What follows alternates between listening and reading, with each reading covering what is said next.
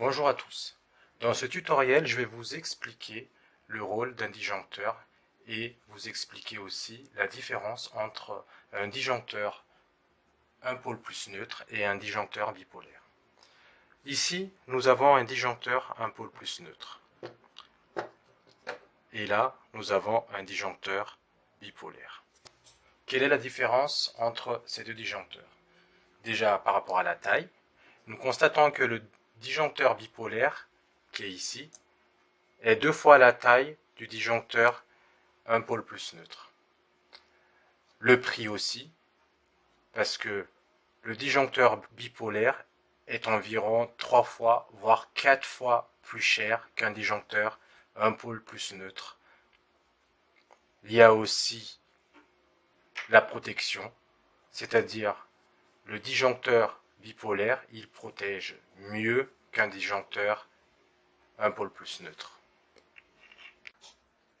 Bien évidemment, le prix varie aussi selon les pouvoirs de coupure, c'est-à-dire plus le pouvoir de coupure d'un disjoncteur est élevé, plus le prix est élevé. Prenons un exemple. Sur notre disjoncteur un pôle plus neutre qui est ici, le pouvoir de coupure est de 6000 A jusqu'à 10 000 A.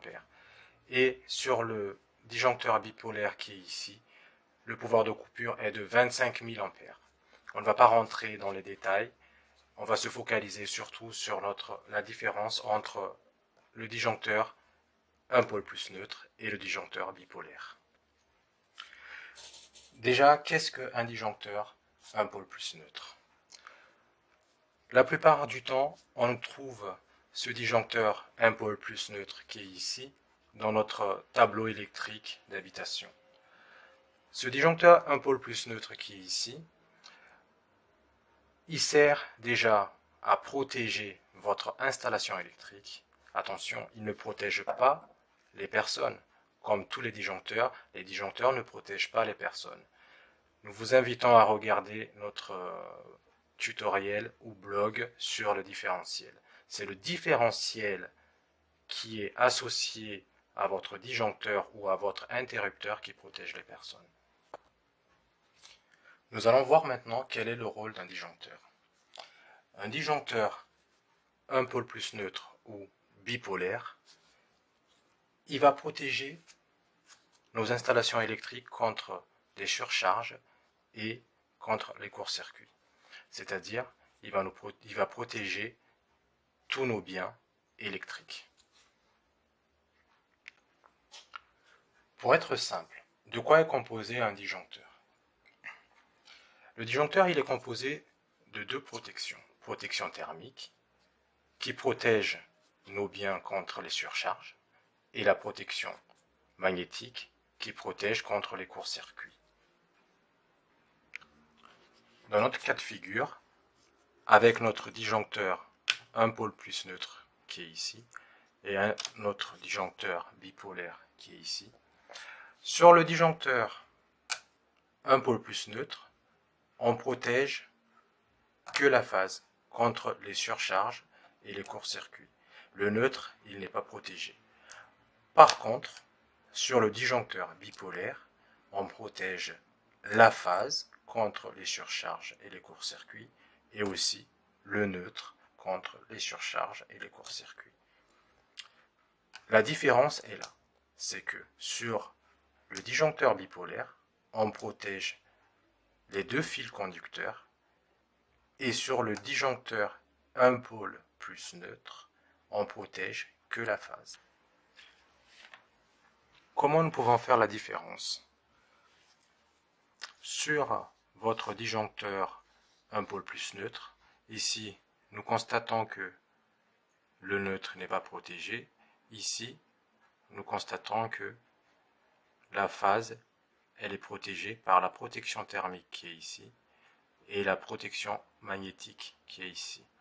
Nous vous invitons à regarder sur le disjoncteur bipolaire les deux entrées, c'est-à-dire pour le neutre et la phase.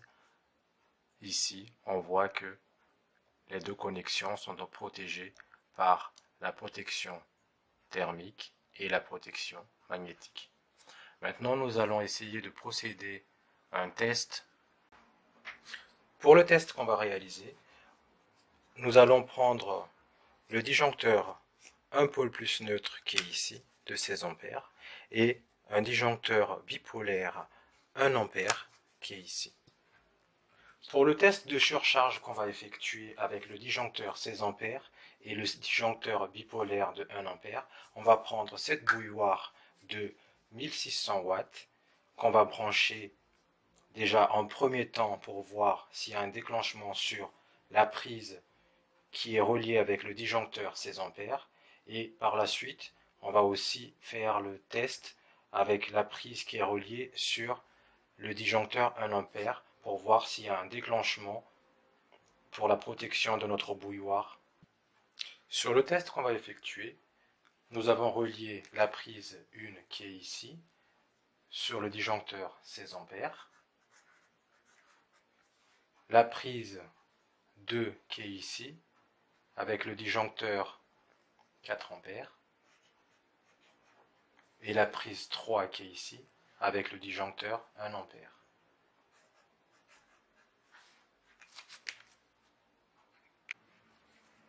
Concrètement, comment va se dérouler le test? Quand on va monter le disjoncteur 16 ampères qui est ici, il ne se passera rien car la charge maximale que ce disjoncteur peut supporter sur une base de tension de 230 volts est de 3600 et quelques watts. Or, notre bouilloire fait que 1600 watts. Donc, pour lui, il va supporter. Mais par contre, si on met notre bouilloire sur notre disjoncteur bipolaire 1 ampère, lui, il ne va pas supporter parce que la bouilloire va dépasser la charge maximale que ce disjoncteur peut supporter. Nous allons mettre à présent notre bouilloire sur la prise 1 qui est la prise 16 ampères.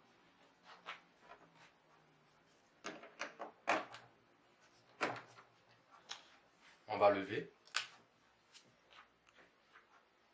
Nous voyons que la bouilloire commence à prendre sa puissance maximale tout doucement. Et là, nous constatons que rien ne se passe, ce qui est tout à fait normal, parce que la puissance maximale de notre bouilloire qui est ici est inférieure à la charge maximale que notre disjoncteur peut supporter. Nous allons maintenant mettre notre bouilloire sur la prise numéro 3, qui est protégée par le disjoncteur bipolaire 1 ampère. On va constater ensemble si ce disjoncteur va bien faire son travail, c'est-à-dire protéger notre bouilloire contre une surcharge.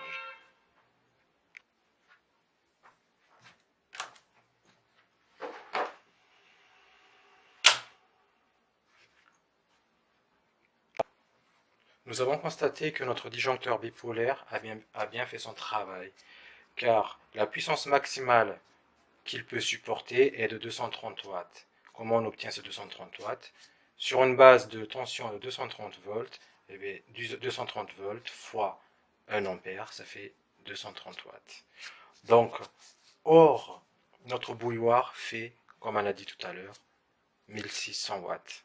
Donc, effectivement, ce qui est tout à fait normal, lui, il considère que la charge maximale qui est rentrée est supérieure à 230 watts, donc il se met en protection, il se déclenche.